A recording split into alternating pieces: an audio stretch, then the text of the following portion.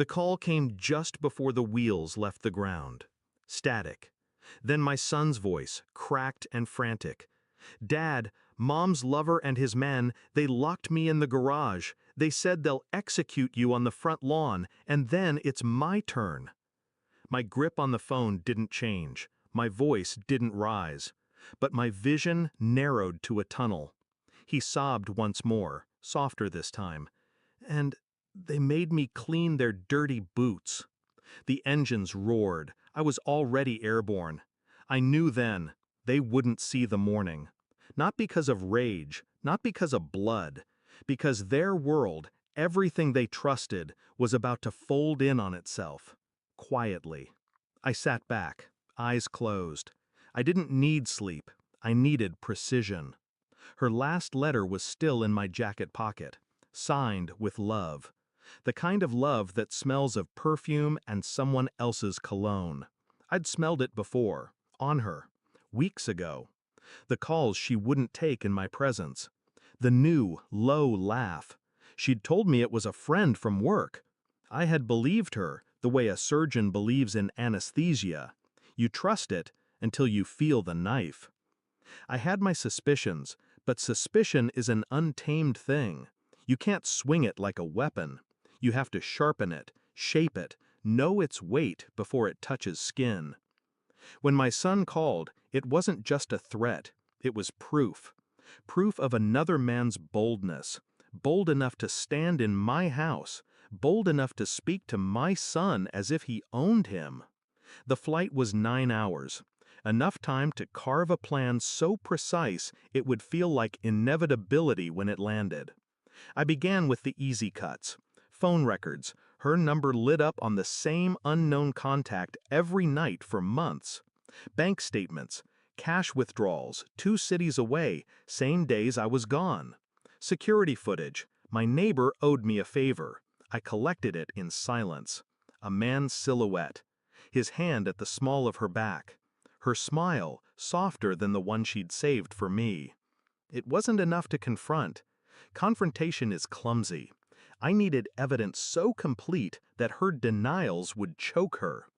A paternity test sat in a lab by day 5. My son was mine. That was the only mercy. The rest was a slow suffocation of secrets.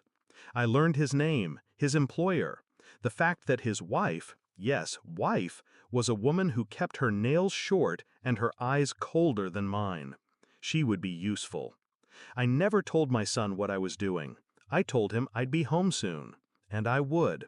Not to rescue, to reclaim. The envelope arrived the morning I landed.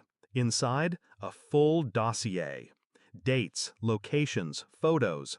His face close to hers, mouths inches apart.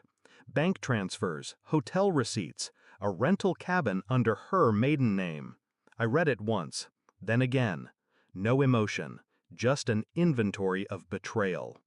That night I set the papers on the kitchen table. She walked in from the hallway, hair damp, phone still in her hand. "What's this?" I didn't answer. I didn't need to. Her fingers trembled before her voice did. Where did you get this?" I just watched her read, every line draining color from her face. When she looked up, the silence between us was a verdict. The next morning I sent the same file, unaltered, to his wife and his employer. At noon, I invited her lover to our home. She thought it was an olive branch. It wasn't. He stepped in, saw me at the table, saw the folder in front of me. Didn't sit. "This," he started. I slid the second envelope to him. Inside was the divorce petition his wife had already signed, a restraining order, a letter from his company stating termination for misconduct. He didn't speak again. She stood in the corner, eyes darting between us, realizing she was no longer in the center of anything. Not his life, not mine. I didn't shout. I didn't threaten. I only said, "You both built this. You can live in it." Then I walked out. The air outside was cold, sharp. I could still hear their voices behind me, small and desperate. Not my problem anymore. My son was at my sister's, safe, unaware of the precision it took to dismantle 2 lives without raising a hand. People think revenge is fire. It isn't. It's ice. It melts slow, but it leaves nothing standing. I didn't look back at the house. It wasn't mine anymore, not in the way that mattered. I'd taken what was mine, left the rest for them to rot in. By nightfall, their world would be ash in the minds of everyone they knew. By morning, I'd be somewhere else entirely. When people betray you, they imagine they're walking away. What they don't see is that you've already closed the door and turned the lock from the other side.